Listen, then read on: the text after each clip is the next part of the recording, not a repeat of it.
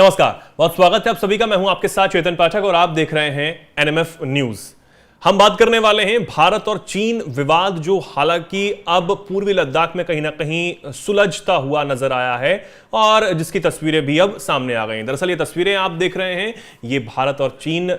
के जो सैनिक हैं, उनके अधिकारी हैं, उन्होंने दीपावली के मौके पर एक दूसरे को मिठाइयां जो हैं वो दी हैं। और ये तस्वीरें बेहद अपने आप में खास इसलिए भी हैं क्योंकि करीब 4.5 साल बाद जिस तरीके से जो तनाव है वो क्षेत्र में कम होता हुआ नजर आया है। देपसांग और डेमचोक इलाके में जो सेनाएं हैं, वो जो तनाव यहां पर जो बना हुआ था वो इस क्षेत्र में कम हुआ और एलएसी पर जो पहले की स्थिति थी वो अब बनती हुई नजर आ रही है।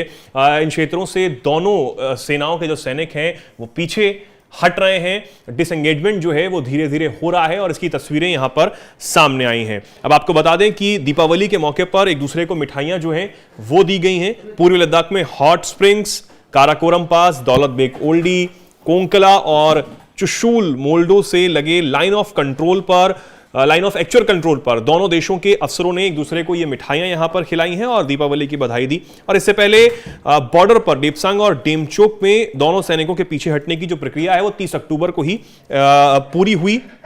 और पेट्रोलिंग को लेकर जिस तरीके से बातचीत चल रही थी कि पेट्रोलिंग अब इस क्षेत्र में जो है वो होगी, जिस तरीके से समझौता हुआ, जिस बात को चीन ने भी माना, वो भी अब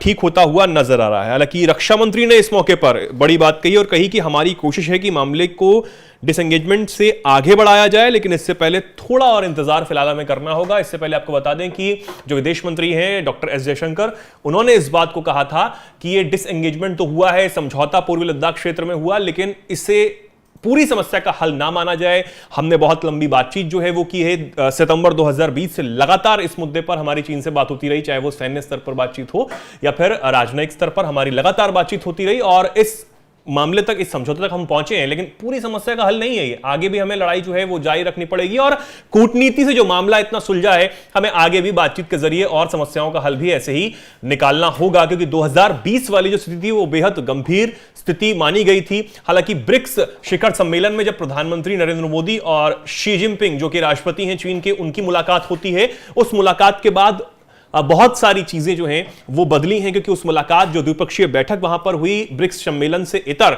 उस पर पूरी दुनिया की नजर थी, क्योंकि 4 साल बाद जब जो सैनिक थे, जो समझौता हुआ, उसके बाद ये शिखर सम्मेलन हुआ और क्या बातचीत हुई, क्या बातचीत होनी थी, इस पर भी सबकी नजरें जो हैं वो टिकी हुई थी। अब जिस तरीके से ये तस्वीरें सामने आई हैं, ये कहीं ना कहीं सुखद तस्वीरें जरूर हैं, क्योंकि भारत और चीन की अगर नजदीकियां बढ़ती हैं तो काफी जो देश हैं उनको मिर्ची जरूर लगेगी और उनकी जब मिर्ची लगेगी तो उनको ज्यादा तनाव जो है वो उनके मन में बढ़ सकता है कि आखिर इस क्षेत्र में दो जो बड़ी शक्तियों वाले देश हैं अगर एक साथ आते हैं बिना किसी लड़ाई के, अपनी लड़ाइयों को भूलकर, तो बहुत ज्यादा चीजें जो हैं वो इन दोनों देशों में सुधर सकती हैं और ज्यादा डेवलप जो हैं वो कर सकते हैं दोनों ही देश, जिस बात का जिक्र हमेशा से प्रधानमंत्री नरेंद्र मोदी करते हुए नजर आते हैं। अब ये तस्वीरें जो हैं सामने आई, एक दूसरे को मिठाई देते हुए, गिफ्ट देते हुए,